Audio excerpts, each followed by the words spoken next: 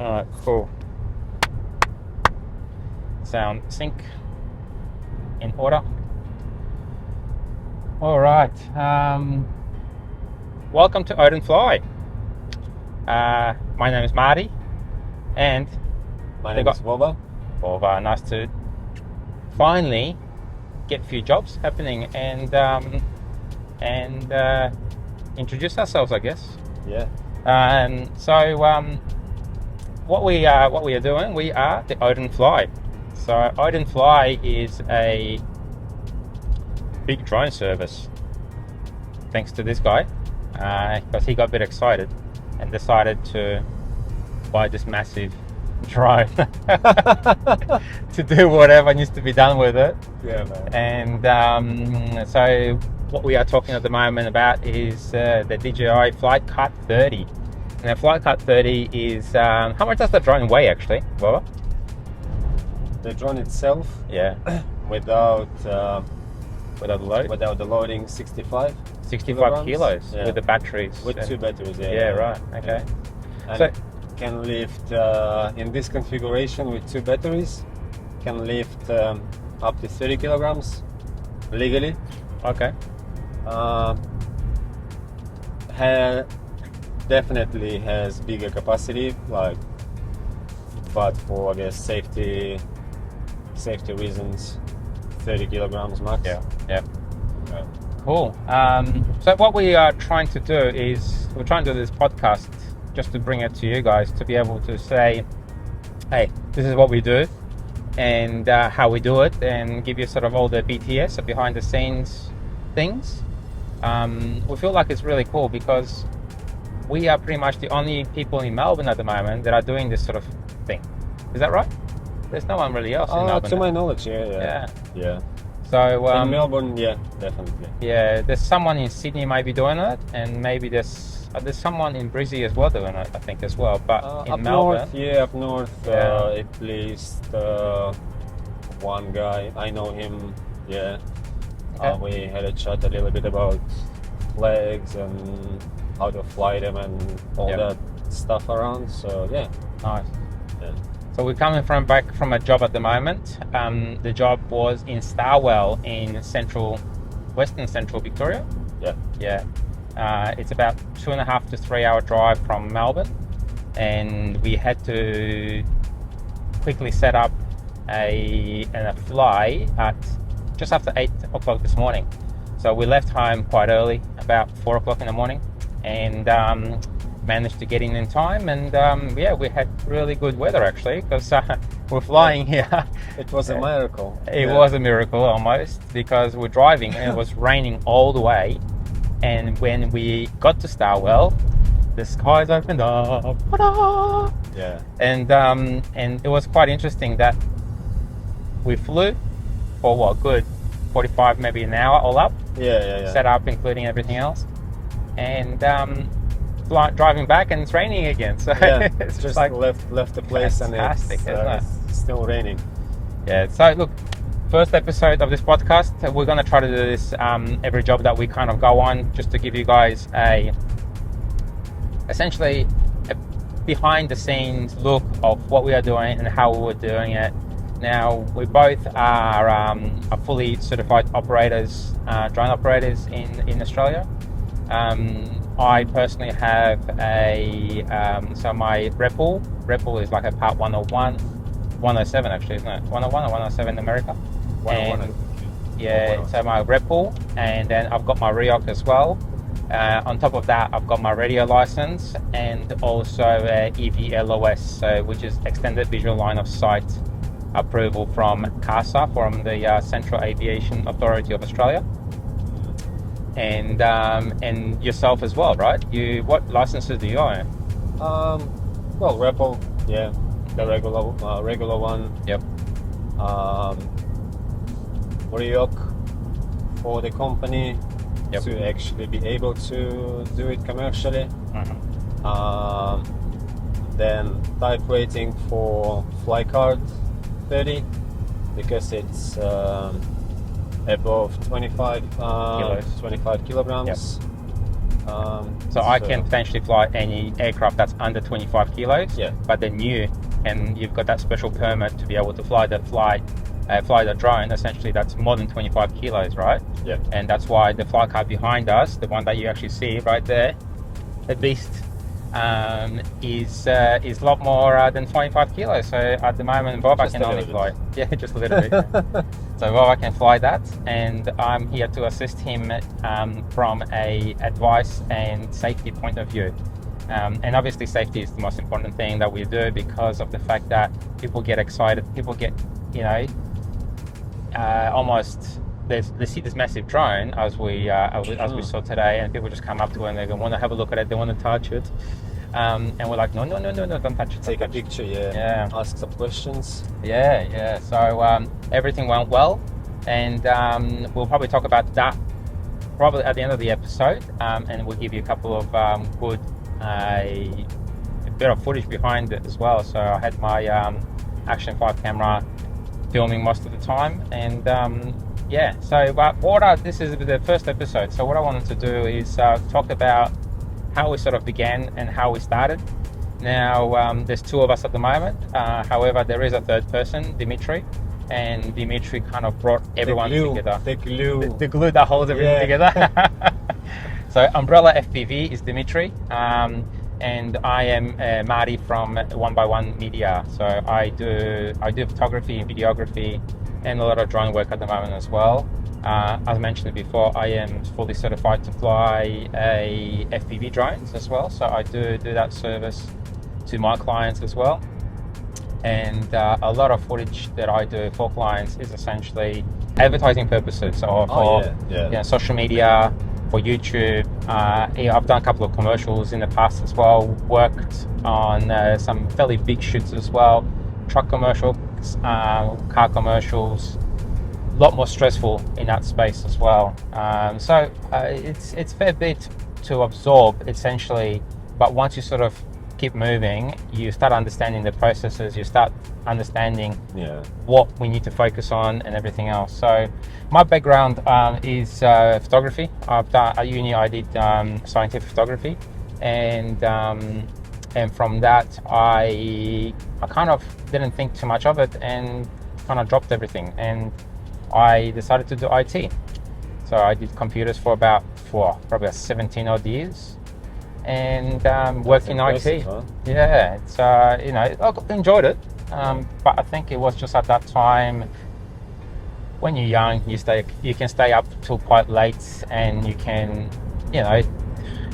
doing server upgrades and other things, it works as well. Being corporate work, it's it's more like a 9-to-5 thing. Once I sort of got my feel for my own work, or working for myself, I basically kicked off a 1x1 Media, bring advertising and video and sort of some really cool stuff, proper lighting, proper microphones, everything is kind of puts everything into perspective in a video production. When I finished my course, because I did scientific photography, back then I had to essentially work with either forensic photographer, either with police, or a photographer as in a hospital, taking photos of victims, burn victims, abused kids, or whatever else. And initially sounded quite cool, but later on you kind of think about it, it's really kind of quite, it's taxing, and it's also very much a mentality, I think, mental state of a person doing that day in, day out. It can be tricky. So I decided to step away from it, and that's why I went to IT. But overall, I've been doing photography and video now for probably close to 10 years, if not more. And I'm kind of enjoying it. A lot more work at the moment with drones. The drone component does come a lot more regularly, and a lot of people sort of prefer it. So the drones that I own is starting from the sort of smallest one, so it's Mini 5. I own a Mavic 4 Pro, which is probably one of the latest technologies at the moment, and also going up to Matrice M30T, so it's a thermal drone. It's a fairly big drone too. The next one I own and operate is Inspire 3 as well. So Inspire 3 is very much a cinema drone. It's a two operator drone. Essentially one person is flying and then the other person will be on a camera, on a gimbal, moving the gimbal around. So we can get really unique shots. Beyond that, as mentioned, FPV drones as well. So I own probably about 7 or 8 FPV drones, from big 7-inch to be able to chase things like fast boats and other sort of fast moving vehicles, because that drone goes up to probably close to 130, 140 k's an hour.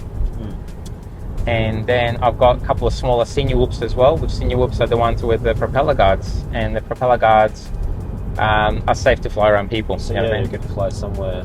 Yeah. So we did a lot of work like within the offices. I do a lot of work within factories and also warehouses that there's no other way of actually showing the actual warehouse or the factory other than from above, and getting closer to robots and other things that are essentially like you don't use Avatar yet? No, it's all custom builds. So most of my drones are custom build drones. Avatar is great in a lot of spaces, but I found that Avatar was really good drone to learn with, you know what I mean?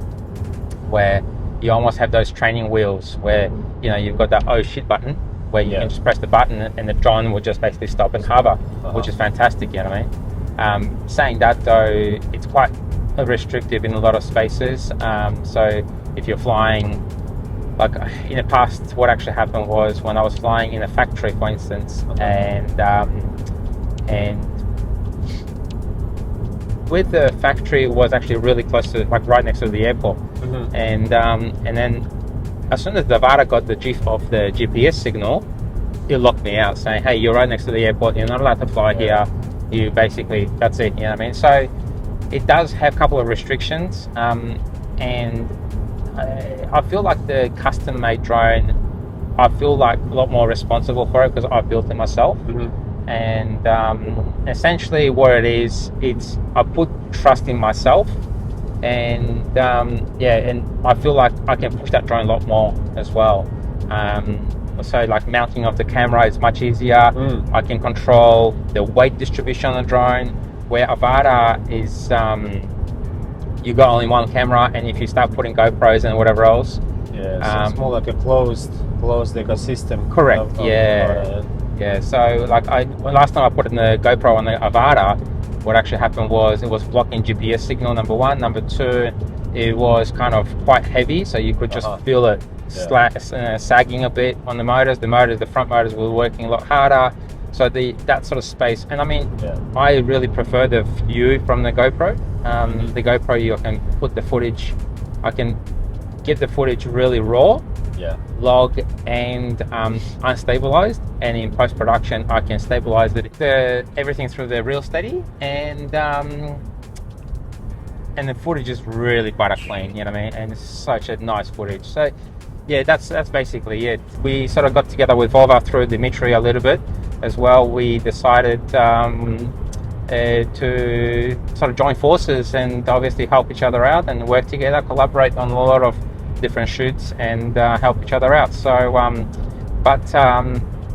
enough of me talking. Volvo, how did you start with this? Because I mean, there's not an idea that sort of anyone off the street sort of chums up with, and you've done a fair bit of aerial other things. Can you walk me through it, man? Tell me, what have you started, what have you done, and how did this all come about? Well, it feels like a bit of journey, like from any perspective you would probably look. Initially I first got involved with the flags through skydiving. I did fair bit of flag jumps in Russia. I started back then in like early 2010, somewhere about that time. with my friend Ruslan, very good friend. Miss him a lot. We were together, starting jumping with the flags, working on the container system, doing a lot of groundwork to understand how it works, how to open, make it safe, all that stuff. Then I continue the flag jumps in Dubai. I was actually planning to. We prepared everything for world record flag jump. Oh yeah. In Dubai, yeah. And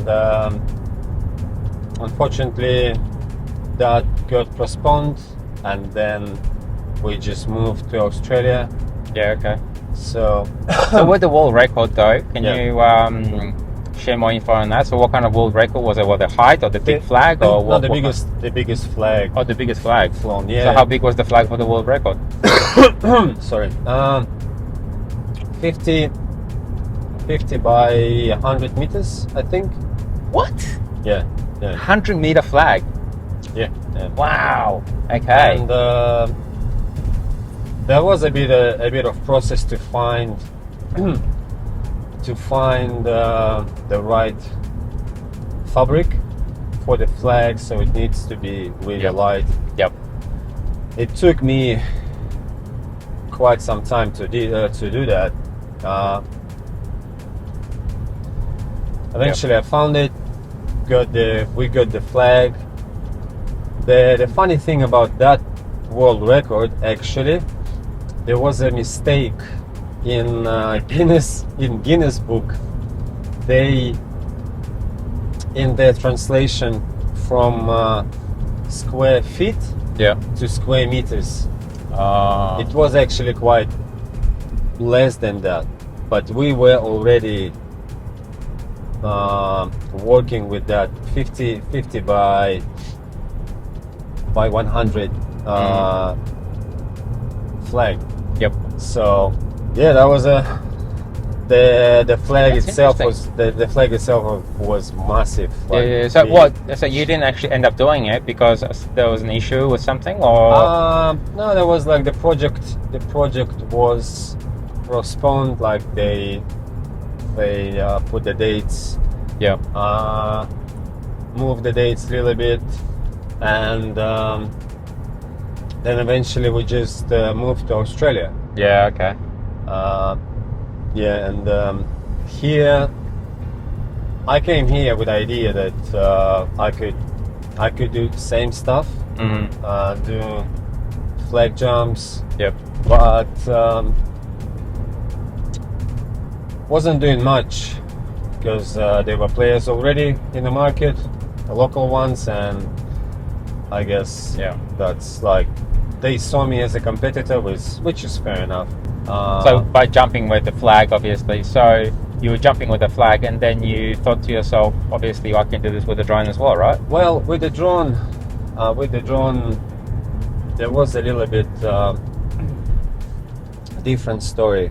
Okay. I had a dream to build a heavy lifting drone for skydiving.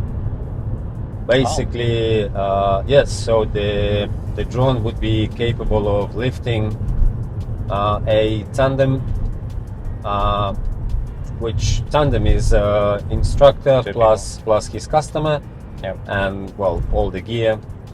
So lift the tandem pair up to the altitude, and then people can jump.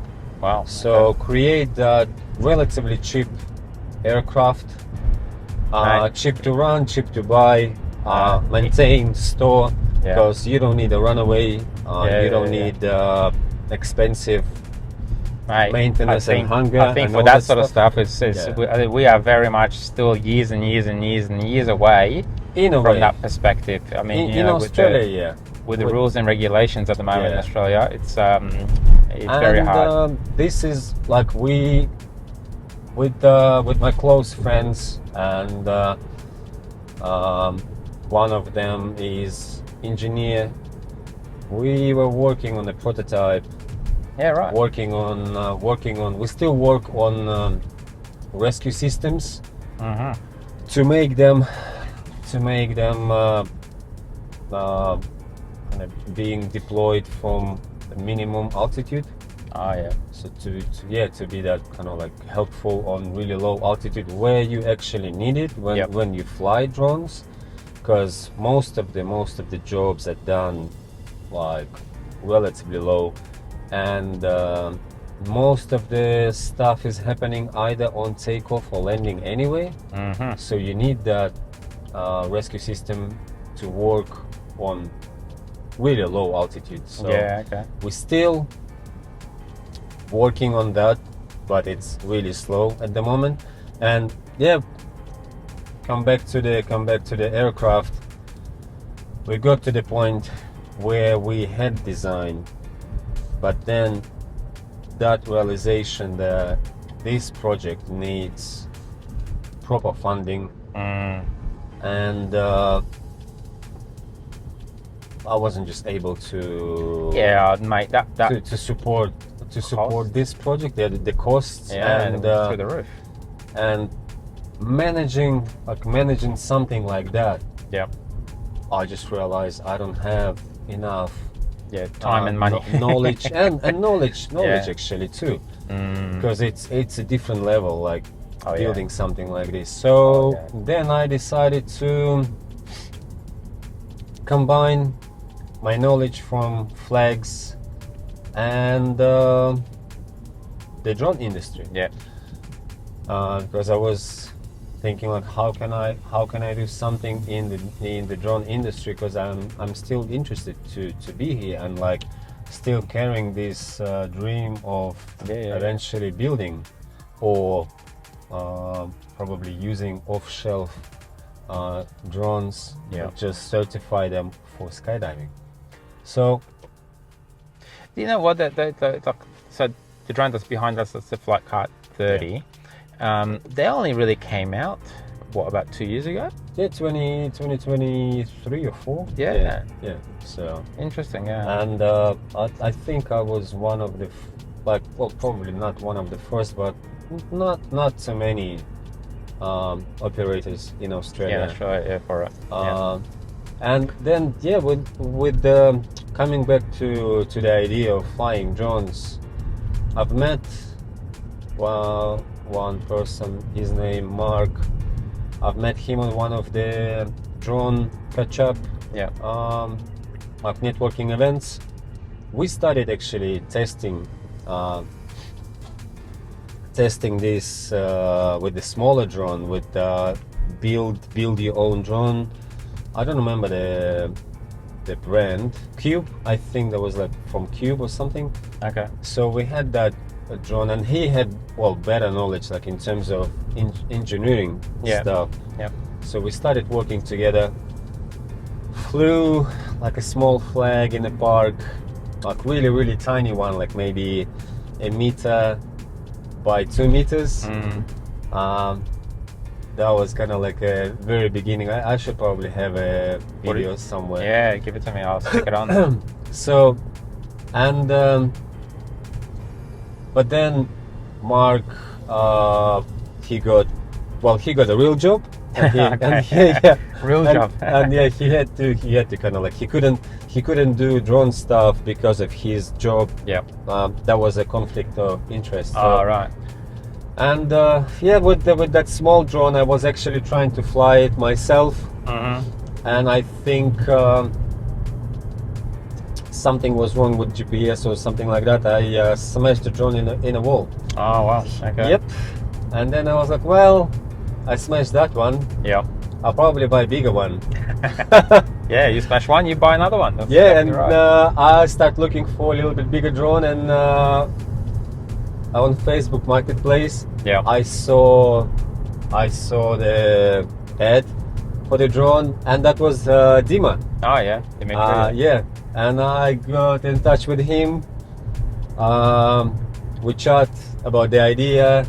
I felt nice about him straight away. And I end up not buying the drone, but I end up having a good friend. That's which good. yeah, he helped me a lot. Like, and like now we, thanks to him, we work together, and like so much already done. Well, you know what? It's like the drone community is actually quite small in Melbourne. Yeah. And like if you're in it, you pretty much know a lot of people. You know what I mean? Yeah. And like even, well, Dimitri and I eventually, well, we met through drones as well. You know what I mean? So we started flying, FPV drones, and during and before COVID, we basically just caught up at the park, and that was the only thing that we could do in Melbourne. You know what I mean? Yeah. So yeah, we sort of sat down, we did a few things, and then obviously, things were getting, a lot more serious in the space of drones, and we obviously got our certifications and everything else, and I mean, Dima, he just have that. He has that really good energy. Yeah, he's got a good, he's got a can-do attitude. He's very knowledgeable as well, I must vibing, say. So it's actually quite interesting to say if I'm not too sure something, and if I ask ChatGPT maybe or something like that, the next person will be Dima. You know what I mean? That I call. Yeah. So he's very knowledgeable on a lot of things, and humble. I would say really humble as well. Yeah, he doesn't sleep much as well. I don't think. Every time I ring him at like 12 o'clock at night, he's still up and he's still does whatever. Doing some shit. So yeah, but Dima, we're very happy to know you. That's for sure. But then going to back to the flag in that space, so the flag that we are flying and that we can provide to our clients, what's the size of that flag? Can you tell us? Well, going forward from that first flag 1 by 2 meters. Yeah. Now we fly 9 by 18 meters flags. Yep. So 18 meters long and 9 meters wide, essentially. Yeah. So it's a big flag, and that drone can obviously lift that and more, right? Yeah. Yeah. Well, with the flag, it took some time, and it's to figure out with the best size, the best dimensions. Then I understood one thing, that we have to use really good fabric for our flag, light, strong, because if you use heavy fabric, that creates so many other problems and creates that domino effect. Like, you need to have more weight to keep it straight. Yeah. It creates more drag, more weight, reduce the flying time, and it just drags more and more those little problems. So yes, these flags, they cost more because of the fabric, but I feel like it's a fair exchange, size, weight, and flying time as well, and how it looks. So I can justify that. So with you obviously done a fair bit of testing, and I mean, we both sort of went out to a lot of locations and test different types of flags and different types of weights and different setup of ropes and other things as well. So look, if anyone's sort of thinking about that sort of stuff, it's very tricky, and unfortunately, we spent a fair bit of money. Well, you spent a lot more money than I did at the moment, but it does cost obviously a fair bit of money to be able to do a fair bit of testing and other things as well. So so at the moment, so what we basically did today. Just walk through what we did today. So today one of our clients, the client was CFA. So CFA is Country Fair Fire Authority. So it's a government-based body, I guess. Yes. And they had what was the event today that we fly? They have a firefighter championship. Firefighter championship. And I think it's like together with the volunteer. Yep. So they're getting volunteers for the services. Yeah. And the flag was designed by my very good friend Zhenya, big shout out to him and his friend Nikita. They did amazing job with doing design in really short notice. Yep. Looked amazing, and yes, so that was a quite long journey. It was, yeah. But oh, look, and I think we did it. It's one of those things where we got to go where the work is. You know what I mean? And Yeah. when the clients need us, and with myself, with my work, I travel a fair bit. From country Victoria to country New South Wales and country Queensland. And, sometimes it's restrictive of what we can take and what we do. Driving is probably the cheapest and sort of the best option, because obviously the drone is behind us and we are in a little Corolla at the moment. That's the better is as well. I mean, look, man, Corolla is the other shout out to this a little beast. Amazing. It does work, so I'm not sure about the next drone. But anyway, but what it is, we got to go where the work is. And today was Starwell, country Victoria, and obviously quite far away. So we travel, and we obviously talking but to with such a good company, huh? So it's great. Well, we're both going. What else we can talk about? So today just to give you an idea of what we've done today. So we came to the location. Obviously, Volvo did a lot of paperwork and before. research to make sure that we can fly and it's safe. Permits. Permits and authority, and then essentially we just want to make sure that we're doing everything by the book. So we're logging all the flights. We're making sure that there's people more than 30 meters away from us, so from the drone. And if anything goes wrong, the drone does have a parachute on it as well. So it will essentially just float nicely to the ground without any sort of and you can deploy that if we need to. So we actually had a bit of an issue today where we had a one person coming up to us and they said, well, you can't fly here. And we said, well, from the aviation department of CFA. And we were like, well, yes, we can, because we've done all the paperwork, we've done all the permits, we've done everything else. And then he was quite adamant that we couldn't. At the end, we kind of had a chat with him, and he was like, "Yeah, okay, cool." I feel like he was reasonable and very polite, and like on what he has to do his job, and correct. That was great piece of knowledge for us as well to. Well, look, sometimes when you're working with the bigger companies and things like CFAs, and it doesn't matter who, I guess at the end of the day.